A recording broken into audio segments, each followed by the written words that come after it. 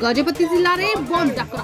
गजपति जिला सदर महकुमार पारलाखेमुंडी फकीर मोहन कॉलेज छात्री प्रति होता अन्यायर प्रतिवाद में आज विभिन्न दल पक्षर बंद डाकरा दिखाई। गजपति सहर में सरकारी कार्यालय, शिक्षा अनुष्ठान, डाकघर, बैंक एवं चक अख बंद रही।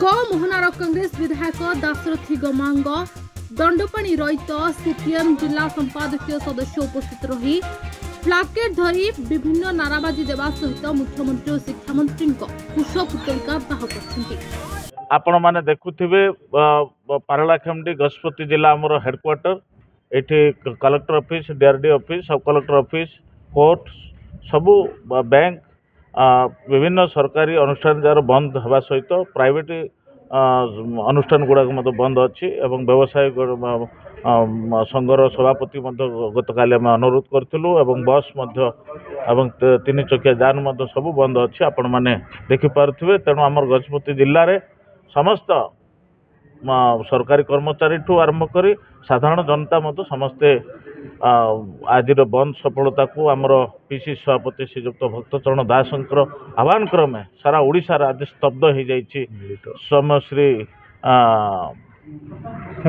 सौम्याश्री जो मृत्युवरण करछंती जो आज जो डाकरा दिए आत्मा को सत्य माने शांति पाइबा जो वार्ता आमर पीसी सभापति भक्तचरण दास देते आज सफल होगापाई आज आमर मिलित भाव में कम्युनिस्टर जड़े लीडर अच्छा दंडपाणी रईत सी अच्छा विभिन्न जगार 7-8टी दल आमको समर्थन कर राज्य में। तेणु आज आपण माध्यम आपण मैंने देशर जड़े चतुर्थ स्तंभ मीडिया बंधुगण आपण माध्यम प्रत्येक गाँ गहली वार्ता जाऊ जे आम कांग्रेस लगातार विधानसभा आरंभ कर आज पर्यंत आम नारीर सुरक्षा गोटे कमिटी गठन करा जाऊ। मोना दंडपाणी रहित सीपीएम जिला संपादक मंडली सदस्य।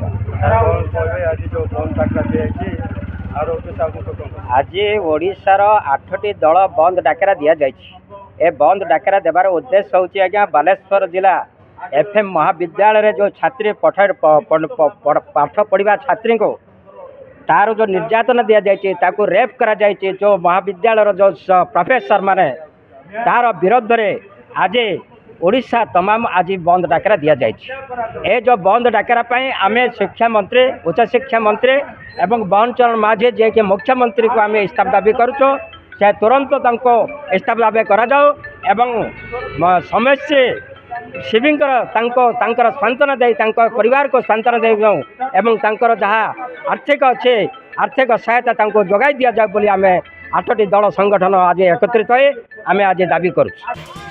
गजपति विवेकानंद बेहरा रिपोर्ट, रामचोल लाइव। तेरे एभली किसी गुरुत्वपूर्ण खबर देखा चाहती आम चैनल को लाइक, सब्सक्राइब और शेयर करो।